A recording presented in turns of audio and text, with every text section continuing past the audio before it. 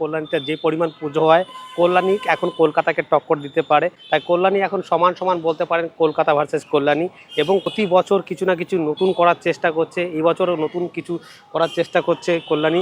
Hello guys, welcome back to my channel. আমি চলে এসেছি কল্যাণীতে, আর আমরা সবাই জানি কল্যাণী দুর্গাপুজো মানেই একদম ধামাকা। আর প্রতি বছর কল্যাণী কিছু না কিছু নতুন করতেই চলেছে। আমি এখন দাঁড়িয়ে আছি কল্যাণী আইটিআই মোড়ে, আর আইটিআই মোড়ে এবার স্পেশাল হতে চলেছে নতুন কিছু। আমরা ভিতরে যাব, প্রতিটা জিনিস দেখব, আর এটা পূজা মণ্ডপে গিয়ে আমরা ট্যুর করব আর দেখব বর্তমান পরিস্থিতি কি আছে, কতটা এগোলো। অলমোস্ট বাঁশ বাঁধার কাজ শেষ, প্রতিটা প্যান্ডেলে শুরু হয়ে গেছে কাঠামের পরিকল্পনা। তাই আমরা প্রতিটা ট্যুর করতে এসেছি। আসুন আমাদের সঙ্গে, ভিডিওটা স্কিপ করবেন না, সম্পূর্ণ দেখবেন। ভিডিওতে রয়েছে অনেক সারপ্রাইজ। সো এইবার স্পেশাল হতে চলেছে কল্যাণী আইটিআই মোড়ে ব্যাংককের অরুণ মন্দির, যেই মন্দিরটা আপনার পিছনে দেখতে পাচ্ছেন হবু সেম টু সেম এই মন্দিরটাই রয়েছে ব্যাংককে। আর এইবার তুলে দেওয়ার চেষ্টা করেছে আইটিআই মোড়ে। পুজোর মাত্র হাতে গোনা কয়েকদিন আছে, এর মধ্যে শুরু হয়ে গেছে পুজোর প্রতিটা প্যান্ডেলের কাজ। দেখতে পাচ্ছেন কল্যাণীর মোড়ে এইবার কিন্তু প্যান্ডেলটাকে আগিয়ে নেওয়ার চেষ্টা করা হয়েছে। আমরা মূলত দেখি এই জায়গাটা পার্কিং করা হয়, ফোয়ারা করা হয়, বাট এইবার কিন্তু অনেকটা আগিয়ে নিয়ে এসছে, এই স্পেসটাকে কম করেছে।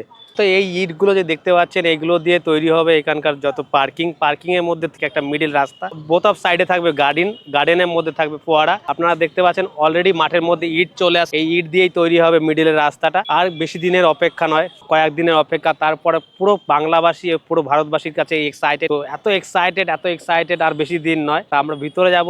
দেখতেই পাচ্ছেন বাটামের কাজ অলমোস্ট শেষের দিকে, প্লাইয়ের কাজ অলমোস্ট কাটিং শুরু হয়ে গেছে। আমরা আস্তে আস্তে ভিতরের দিকে এগিয়ে যাচ্ছি, ভিতরে কাজটা একটু দেখাবো। আমি এখন দাঁড়িয়ে আছি প্যান্ডেলের মধ্যে গলিতে, যেই গলিটা দিয়ে মানুষ প্রবেশ করবে, মাকে দর্শন করবে, সেই গলিতে। দেখুন এই গলিটা কত লম্বা রয়েছে গলিতে। এই গলিতে কিন্তু প্রতিটা লেফট সাইডে রাইট সাইডে প্রতিটা জিনিসের কাজ হবে, প্রতিটা প্রতিমার কাজ হবে। এখানে থিম তুলে ধরবেন, উপর দিয়ে কাজ হবে প্লাইবোর্ডে। আসুন দাদাদের সঙ্গে কথা বলবো, সবকিছু জানবো। আমি এখন দাঁড়িয়ে আছি মণ্ডপের ভিতরে, এখানে মায়ের দর্শন করবেন সবাই।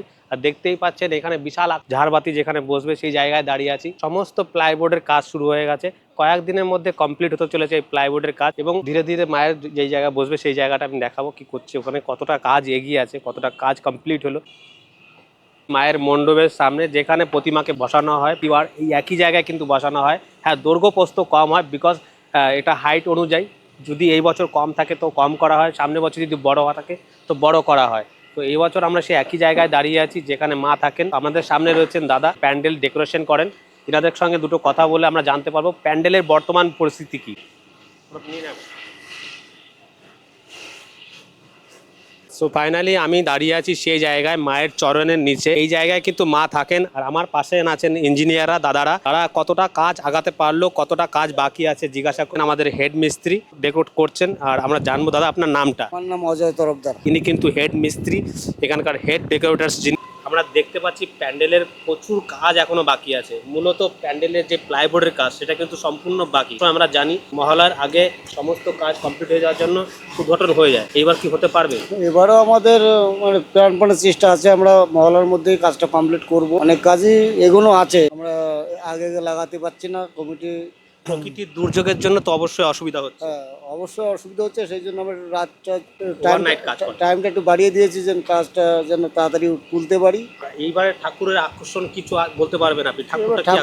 ঠাকুরের মধ্যে হবে, এবং ওই গহনা থাকবে তোর 40-45 কিলো। আপনারা শুনতে পারলেন যে মায়ের গলায় গোল্ড থাকবে 40 কিলোর উপরে, কিন্তু ফুল সিকিউরিটি থাকলে প্রেজেন্টেশন দিচ্ছে সেনকো গোল্ড। 40 কিলো গয়না নিয়ে মা আসছেন। বৈশাখ মাস থেকে কাজ এখানে শুরু হয়েছে। আচ্ছা, 5 মাস রানিং চলছে।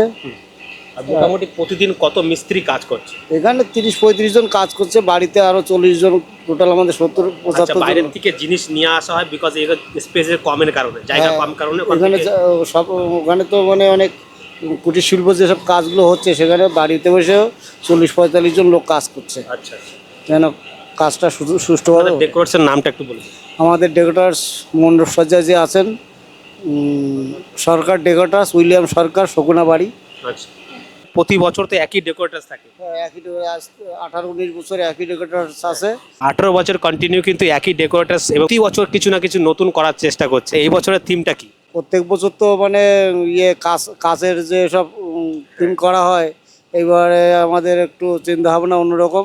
প্রত্যেক বছর হোটেল টাইপের করা হয়, এবার আমরা মন্দিরের মধ্যে করব, যেরকম ব্যাংককের অরুণ মন্দির।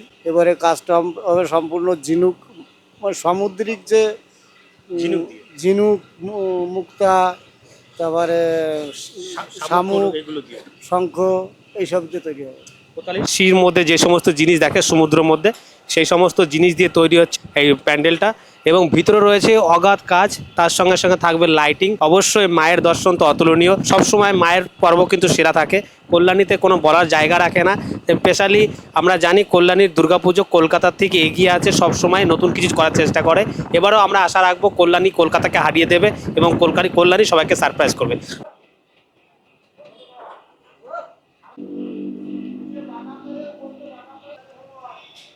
তো আমরা দাদাদের সঙ্গে কথা বলে বুঝতে পারলাম প্রচুর পরিমাণে কাজ বাকি আছে, প্রায় 60% কাজ এখনও বাকি আছে।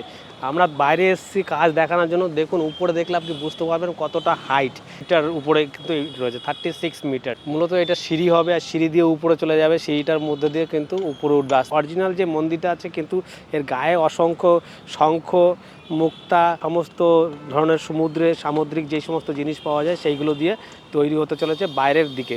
আমরা প্রতিবার দেখি যে কল্যাণীতে কিছু না কিছু গ্লাসের কাজ বা কিছু রিফ্লেক্টের কাজ করে, কিন্তু এইবার কিন্তু কোনো গ্লাসে বা রিফ্লেক্টের কাজ হচ্ছে না। এইবার কিন্তু সামুদ্রিক জিনিস দিয়ে তৈরি হচ্ছে বাইরের বডির স্ট্রাকচারটা।